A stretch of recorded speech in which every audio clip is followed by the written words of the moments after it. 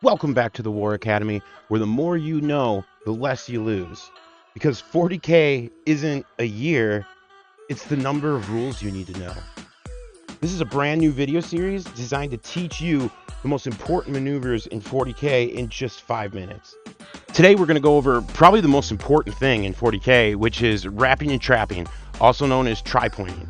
So in its simplest form, just to make sure you understand what I'm talking about, we're going to say that these orc boys just made with their rerollable, they just made an 8-inch charge out of this truck. So after the charge, it should look something like this. The main thing to note is that no orc base is actually touching any of these Space Marine bases. So now the orcs have to pile in going towards the nearest enemy model. Now it doesn't mean closest possible path to the enemy model. For example, when this orc boy piles in, he can move his 3 inches and get himself all the way over here.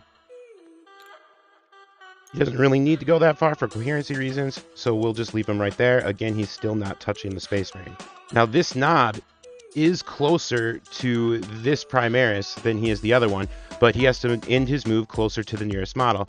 He is allowed to go basically this way. And now that he's closer to this model, but he is closer than he started to this original Primaris. So as you tighten the noose, it's basically going to look something like this. So now, after the orcs attack, they're most likely going to kill these Primaris Marines. Even if they leave one alive, it's not a big deal, because now we get to consolidate. So the main thing here is to keep this as tight as you possibly can in case of casualties that you might receive.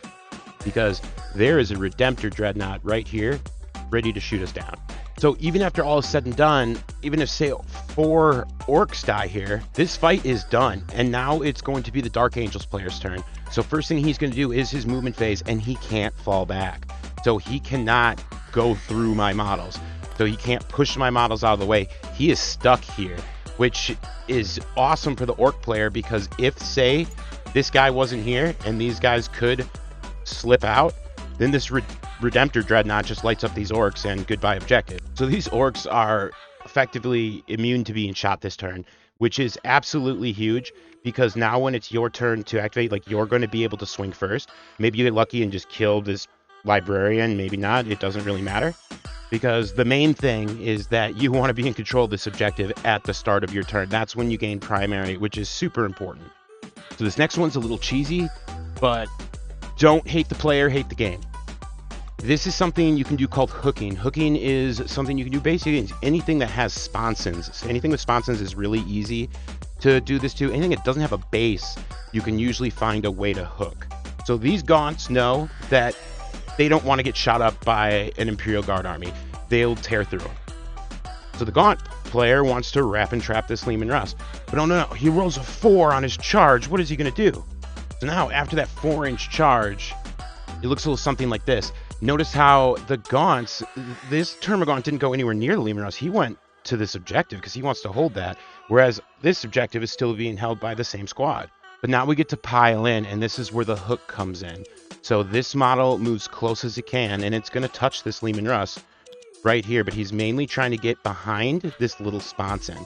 Whereas this guy is going to come up, he's going to go right on the other side, and this guy's going to go right here. So it doesn't really matter where the rest go, just kind of keep them in coherency, because you don't really need attacks against this thing. You're not going to hurt it, you're going to wound it on 6s. But you attack, do no damage, Leman Russ attacks back, you know, maybe kills a few Gaunts, whatever. But when he tries to fall back next turn, he can't. So he's not going to be able to go anywhere without pushing a model out of the way. So he can't back up, he can't go out. There's no actual way to move here. So the main thing is that when it's this Leman Russ's turn, and after the pile-in consolidate, he can't go anywhere because he's being based, he's being touched, so he cannot fall back his turn. So look, there's no way to actually move out. He can't back up without moving this Gaunt. He can't move anywhere. His turret is locking him in combat, his little sponson. So this is called hooking, and you can really only do this to things that have something hanging off of the side of them. And the fact that, like I said, you can't move people's models out of the way. This Leman Russ is stuck. So yeah, he can shoot you in combat. He's not going to pull you off. He's not even probably going to pull you off of these objectives. You are immune to the Imperial Guard shooting, all because of this Leman Russ is here. And this is better than getting around the whole Lehman Russ, because if I would have surrounded it, I could have still tri-pointed it basically, but this hook instead allows me to stay back, stay on these objectives. If this seems difficult, any part of this, make sure you practice it, because people will use this against you at events. Make sure you hit subscribe, because I plan on doing quite a few of these videos. Remember, the learning doesn't stop here. Check below to see the link to my Discord, where you can join our awesome community and help get yourself better at Warhammer.